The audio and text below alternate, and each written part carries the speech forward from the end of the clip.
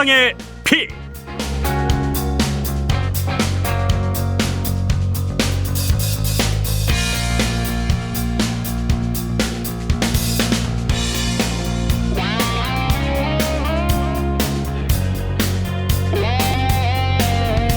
민영화된 YTN의 첫 사장으로 김백전 상무가 취임했습니다.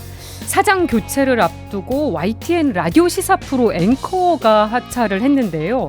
언론계 현안을 짚어보는 시간, 변상욱 대기자와 들여다보겠습니다. 어서 오십시오. 안녕하십니까. 네. 오늘도 YTN 얘기부터 해봐야겠습니다. 예, 뭐 언론계에서는 가장 핫 이슈이긴 합니다. 김백 사장이 오늘 취임식이 있었어요. 네, 그렇습니다. 죄송합니다. 요즘 언론계가 너무 이렇게 급박하게 또 격하게 돌아가다 보니까 준비를 하면서도 어떤 얘기를 얼만큼 해야 될지가 사실 쉽지는 않은데 계속 뉴스가 쏟아지고 있습니다. 네. 오늘 김백 YTN 신임 사장이 첫 출근을 했습니다. 취임사와 나온 얘기를 요약하면 YTN은 그동안 불공정했다. 국민에게 사과하고 네. 신뢰를 회복해야만 한다라고 예. 하는 것이고요. 재발 방지 방안도 마련을 해야 된다. 특히 노조가 주도하는 노조의 어떤 굴레로부터 벗어나는 방송이 되어야만 한다. 예, 이렇게 이제 설명을 했고 노조 입장에서는 KBS 박민 사장을 따라하는 것이냐. 네, 저도 그 취임사랑 지금 비슷하게 들려서. 결국 김백 사장이 YTN을 그만두고 나가서 보수 유튜브 활동할 때 하던 얘기들 그런 것들이 불공정한 것이지 YTN이 그동안 했던 것은 불공정한 것이 아니다. 이렇게 이제 맞서고 있는 것이고요. 예. 그다음에 이제 노조가 지적하는 건 조직 개편 인사에서 필요 없는 고위직들이 막 신설됐다. 도대체 조직을 어떻게 이끌고 가려고 하는 것이냐. 그다음에 마음에 안 드는 비위 인물도 거기에 들어있다. 고위직에 새로 임명된 고위직에라고 하면서 문제를 삼는 거고. 예. 그리고 또 하나 이제 김백 YTN 신임 사장의 제일 역점을 두고 있는 강조점을 보면 그동안의 정부 비판 보도는 불공정했다. 그중에서 특히 대통령 부인에 관한 보도는 이게 스토킹이냐? 뭐 이런 거죠. 그리고 뭐 날리면 바이든 이런 것들 다 비과학적이었다라고 네. 하는 그동안의 이제 생각들이 여기에 담겨 있는 겁니다. 이것이 어떻게 보면 노조의 굴레 아니냐라고 하는 것이 김백 YTN 신임 사장의 얘기고요. 오늘 노조 조합원들이 취임식장에 가서 이제 많이 항의를 했어요. 그렇습니다. 예. 보면은 결국은 모르겠습니다. 어떻게 될지는. 결국 그러면서 아까 잠깐 말씀하신 대로 첫 번째 이제 드러난 사건이 뉴스콩이라고 하는 YTN 내부 라디오 청취율로는 1위였던 이제 박지훈 변호사 진행 프로그램에서 예. 박지훈 변호사가 그만두고 나가게 된 것이죠. 근데 그걸 하루 전에 통보를 받았다고 한 점이 의아했습니다. 예, 물론 내부 제작진들도 청취율이 상승하다가 어느 정도 정체되는 걸 느끼면서 어떻게 풀어가야 될까, 뭐 새로운 진행자를 골라볼까, 뭐 이런 생각을 머릿속에서 안 한 건 아니겠죠. 네. 그러나 어느 순간 갑자기 위에서 바꿔라라고 한다면 이건 좀 다른 문제입니다. 그래서 후임 그럼 진행자를 생각하고 이러시는 겁니까? 라고 하는 물음에 대해서 후임 진행자는 생각해 둔 바가 있다라는 것이 회사 경영진 그 위에서 이제 내려온 거겠죠. 예. 그러니까 이제 도대체 어떤 간부가 어떻게 제작진한테 밀어붙였는지에 대해서는 이제 제작진 내부에서 얘기 아직 안 나오니까 알 수 예. 없습니다만은 유튜브 사이다 정치 해설 따따붙다를 진행하던 배승희 변호사가 후임 진행자로 낙점이 되고 있습니다. 알려지기로는. 첫 방송을 했습니다. 아, 그래요? 네. 예. 벌써 첫 방송했어요. 네, 오늘 바로 저도 아침에 이제 봤는데 내려왔다 소문을 전해 들었는데 벌써 첫 방송 네, 다음 사람이 정신이 바로 없네요, 진짜. 진행을 했고 빨리 진행이 되고 있는 것 같아요. 네. 이 양반 새누리당 후보로 출마했던 경험을 갖고 있는 대표적인 보수 여권 인물입니다. 이거는 공정을 위한 조치인가라는 물음을 던질 수밖에 없는 그런 상황이고 예. 또 하나 2016년에 새누리당이 사실 인재 영입 제1호였습니다.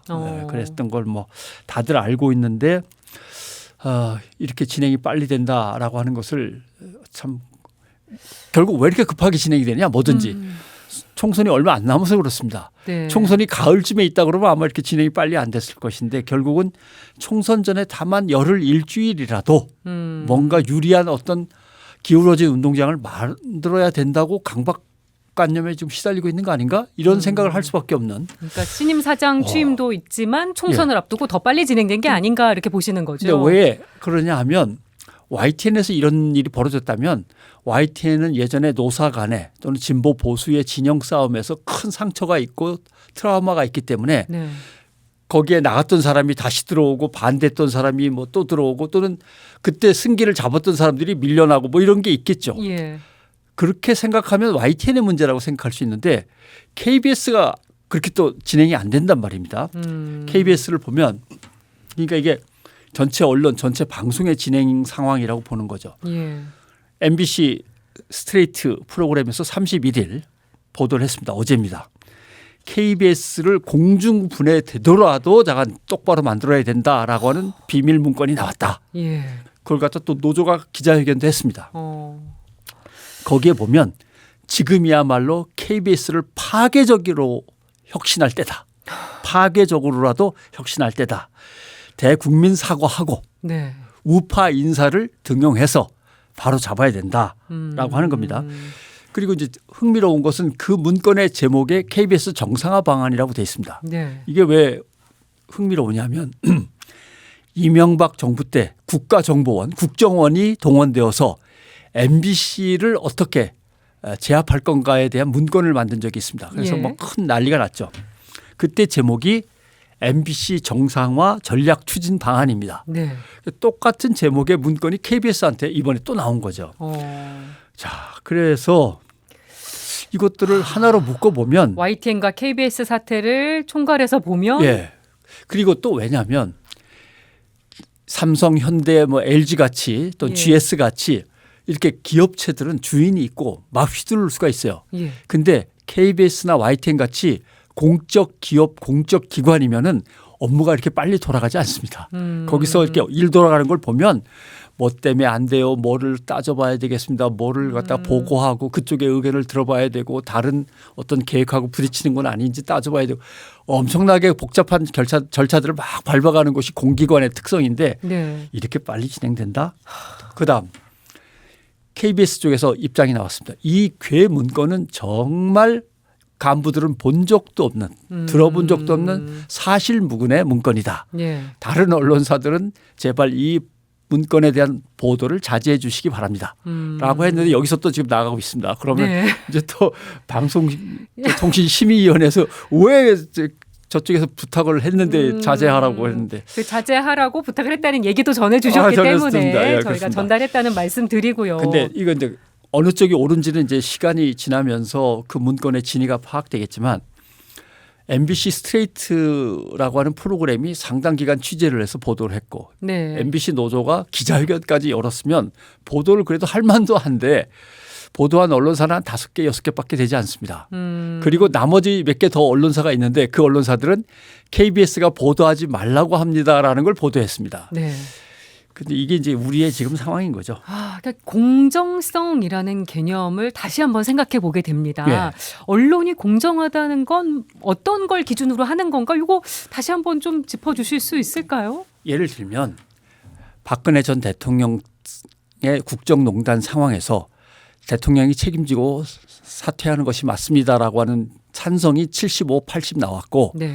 대통령을 지켜야 됩니다가 10, 15 나왔다면 중간에서 공정하게 중립을 지키는 거는 몇 %에 가 서야 되는 것이 중립이냐 이렇게 따질 수 있는 거죠. 예. 하나는 70이고 하나는 30이면은 적당히 50쯤에 자리 잡으면 공정이냐 하나는 90이고 하나는 10이니까 적당히 해가지고 한 60쯤에 자리 잡는 것이 공정이냐. 네. 근데 국민들의 80% 90%가 요구하는 거면 어느 것을 지지하는 게 공정이냐. 그건 뭐 상식적으로 따져볼 수 있는 거니까 그래서 공정이라고 하는 것은 그때 국민들이 무엇을 원하고 있느냐 네. 시대 정신은 무엇을 요구하고 있느냐 그리고 어디쯤에서 기준점을 잡아야 되느냐 네. 이런 것들이 이제 복합적으로 작용이 돼야만 공정이라는 것을 계산할 수 있는데 네. 내 생각엔 그게 아니야 라든가 우리 쪽에서는 그게 아니야 라든가 아니면은 뭔가 더 높은 곳에서는 그걸 원하지 않아. 이런 식의 공정은 아니죠. 네.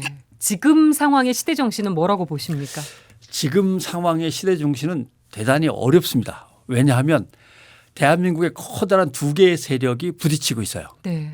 그러니까 진보 보수라고 그걸 볼 수도 있고 산업화 근대화를 성공시킨 이승만 박정희 또는 뭐 이 대통령들의 어떤 지지 세력일 수도 네. 있고 아니다. 그러는 와중에 민주주의가 많이 무너졌다. 민주주의를 살려야 된다라고 하는 민주화 세력일 수도 있고 이 두 개의 세력이 부딪히는데 둘 다 대한민국 역사에서 큰 성공을 거둔 세력입니다. 네. 그러니까 지금의 문제는 미래를 위해서 무엇이 우리에게 지금 절실한가가 기준이 되는 것이 더 낫죠. 네. 그렇게 보시는 게 맞습니다.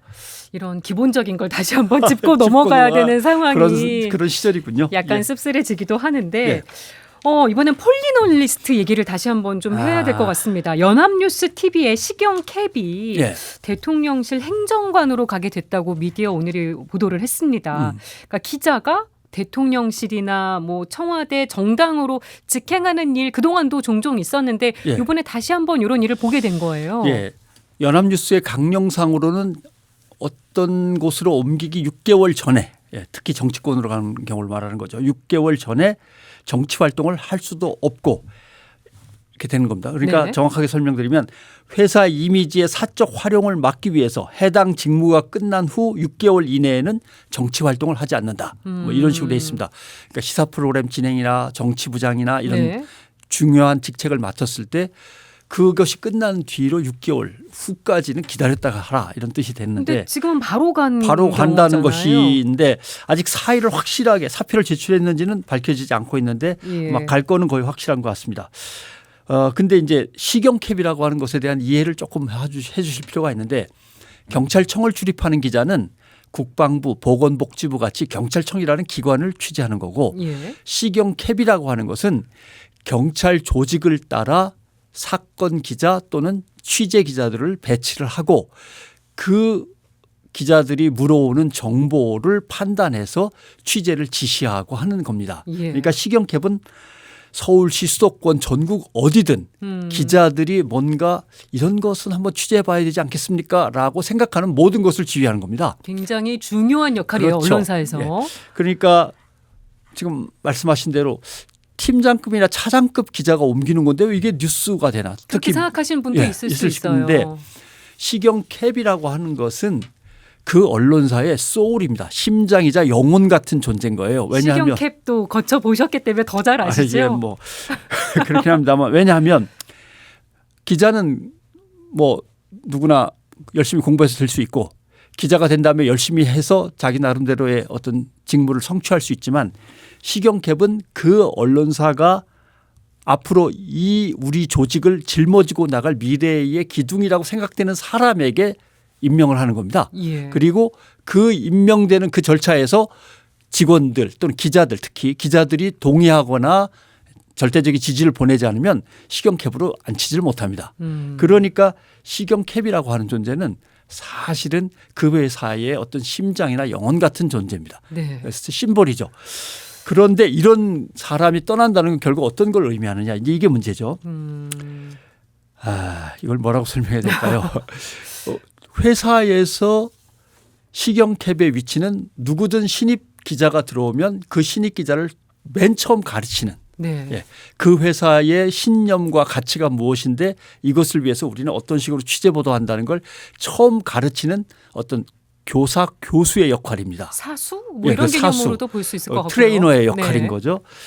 그런데 그 사람이 청와대로 대통령실로 또는 뭐 국무총리실로 가버린다 또는 정당으로 가버린다 네. 이렇게 하면 의미가 다르죠. 어떤 한 간부가 떠나는 거하고 의미가 다릅니다. 네. 또 하나 다음 이 언론사의 미래를 당신한테 맡기고 싶다라고 하는 거를 윗사람도 아랫사람도 인정해 가지고 시경캡이라는 자리에 들어가는 건데 그 사람이 그 회사를 떠나버린다? 그럼 우리는 이걸 어떻게 생각해야 되는가? 그러니까 그 회사 입장에서도 그렇고 또 시경캡의 지휘를 받던 후배 기자들 입장에서도 그렇죠. 좀 여러 가지 생각을 하게 되는 부분. 많은 생각을 하게 되는 거죠. 이 언론사의 예. 위치가 얼마나 지금 격화되고 있는가도 생각해 볼 수 있고 또는 언론 내에서의 어떤 저널리스트 또는 기자라고 하는 지위 자체를 기자 스스로가 이렇게 무시하고 사는 것인가 이런 또는 그만큼 미래의 비전이 보이지 않아서 실망하고 절망해서 네. 어디든 떠나는 것인가 여러 가지 고민이 왔다 갔다 하네요. 근데 저는 아까 얘기해 주셨던 것 중에 연합뉴스 내부 규정 중에 예. 이제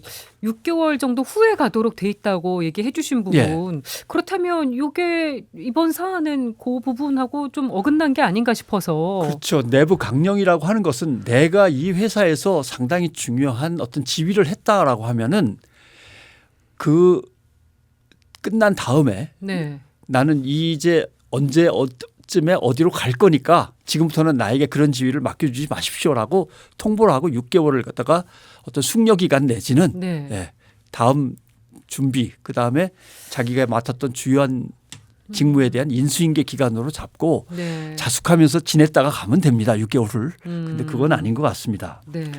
근데 저희가 또 폴리널리스트에 이어서 예. 이번에는 또 다른 부분도 얘기가 이코널리스트라는 얘기도 나오고 있습니다. 요건 어떤 겁니까? 이코널리스트라고 하는 것은 기업체로 갔다가 돌아오는 것인데 그렇죠? 이걸 예를 들면 이제 이름을 얘기하면 좀 그렇고 전땡땡 네. JTBC 기자가 있었습니다. 정치부장이었습니다. 퇴사 후에 한화그룹 갔습니다. 한화그룹에서 부사장까지 했습니다. 예. 다시 JTBC로 보도 담당 대표로 또 들어왔습니다. 그럼 이거는 정치권에 갔다 온 게 아니니까 괜찮겠지라고 하는 생각이 맞는가? 아닌가? 어떻게 봐야 될 것인가? 근데 왜냐하면 정치권에 진출한 사람은 정파적으로 뭔가를 해야 되니까 문제가 예. 되고 기업은 괜찮지 않을까 하는데 기업에 가면은 대개 어떤 일을 맡느냐. 기업의 이미지를 실추시킨 기사를 언론사에 연락해서 그거 뺍시다. 광고 좀 더 드릴게요. 네. 이런 로비를 맡는다든가 하는 거죠. 또는 광고성 기사를 또 써주는 대가로 또 향응이나 어떤 금품을 제공하거나 아니면 편의를 제공하는 또는 네. 광고를 더 제공하는 이런 경원 유착, 기업과 언론의 유착을 실제로 다리를 놓는 역할입니다. 예. 근데 이런 사례가 꽤 많은 것 같아요. 그동안은 뭐 사실 지금 후보로 등장했기 때문에 말할 수 없습니다. 김땡땡 하면은 네. 뭐 MBC에서 기자하고 앵커하다가 청와대 들어갔다가 KT에 가서 상무 전무 뭐 이런 것들 하다가 다시 또 정치권으로 경기도에 갔다가 뭐 후보로 가 계신 분. 예, 그러면서 또 다시 어디 가서 앵커도 하고 그러니까 언론과 정치권 기업의 경계선이라는 게 이제 대한민국에 존재하지 않습니다. 이렇게 되면은 신뢰도 잃고 미래도 불투명해지는 거고 이런 거죠.